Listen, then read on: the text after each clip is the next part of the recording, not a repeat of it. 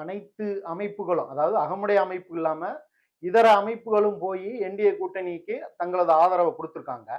இப்ப ஒரு உதாரணத்துக்கு சொல்லணும்னா, நான் கடந்த பாராளுமன்ற தேர்தல்ல அதிமுக அவனுடைய பொதுச் செயலாளர் எடப்பாடி அவர்களை, அண்ணன் எடப்பாடி அவர்களை போய் பார்த்தோம்.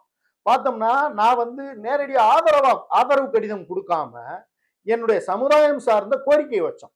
அதுல ஒரு கோரிக்கை என்னன்னா, நீங்க வந்து எப்பவுமே காளையார் கோயிலுக்கு வர்றதில்ல. அது தமிழக முதலமைச்சர் இப்ப கடந்த குரு பூஜை கூட தமிழக முதல்வர் அங்க வரல. துணை ஜனாதிபதி வராங்க, ராதாகிருஷ்ணன் அவர்கள் வராங்க. அவங்களும் வரல. அவங்களும் காளையார் கோயிலுக்கு வரல. இது மாதிரியான கோரிக்கைகளை ஏற்றால் நாங்க உங்களுக்கு ஆதரவு தாரோம் அப்படித்தான் நான் வந்து அண்ணன் எடப்பாடி அவர்களை சந்திச்சு கடந்த எம்பி தேர்தல அவங்க கூட இருந்தோம். இப்பவும் நாங்க போனோம்னா எங்க அகமுடைய தனிப்பேரின கோரிக்கைகள் நிறைய இருக்கு. அதுல குறிப்பா அகமுடையர்களுக்கு எம்எல்ஏ தொகுதி, நான் போன முறையே எம்பி சீட்டு கேட்டேன்.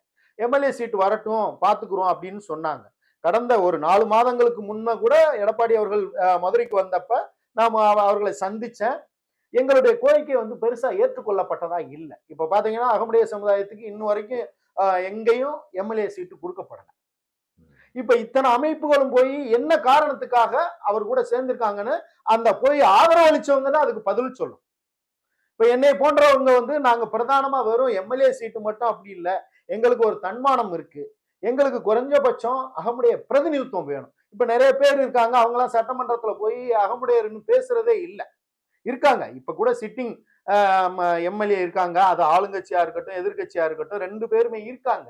ஆனா அவங்க அகமுடைய சமுதாயத்தை சேர்ந்த பிரதிநிதிகள் அப்படின்னு சட்டமன்றத்துல இந்த சமுதாயத்திற்காக இதுவரைக்கும் யாருமே பேசணும். இப்ப என்னை போன்றவர்கள் அங்க போனோம்னா நான் அகமுடைய சமுதாய தலைவர், நான் இதைத்தான் பிரதானமா எடுத்து வைப்பேன். சட்டமன்றத்தினுடைய விவாதத்துல நான் அகமுடைய சமுதாயத்தினுடைய பிரதிநிதி, எங்க சமுதாயத்திற்கு என்னென்ன கோரிக்கைகள் இருக்கு.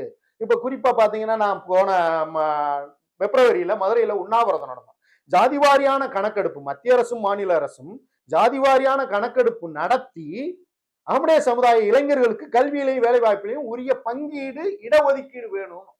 இது மாதிரியான பிரதான கோரிக்கை இருக்கு. வெறும் வரலாற்றை மட்டும் மீட்டு ஒண்ணும் பண்ண போறதில்லை. இந்த சமூகம் எழுச்சி அடையணும்னு சொன்னா சட்டமன்றத்துல பேசுறதுக்கு எங்களுக்கு பிரதிநிதித்துவம் வேணும். இப்ப இன்னைக்கு நடக்கிற மாநாடே அந்த பிரதிநிதித்துவத்துக்காகத்தான் இருக்கு. இப்ப நீங்க கேட்ட கேள்வியில வந்து இத்தனை பேரும் போய் ஆதரவு கொடுத்திருக்காங்கன்னா அது அவங்க தான் அதுக்கு பதில் சொல்லணும். அவங்க தனிப்பட்ட காரணங்களுக்காக கூட என்டிஏ கூட்டணியை ஆதரிக்கலாம். இப்ப குறிப்பா சொல்லணும்னா பாரதிய ஜனதா கட்சி பாத்தீங்கன்னா அகமுடைய சமுதாய கோரிக்கை எதையுமே செவிசாச்சதே இல்லை.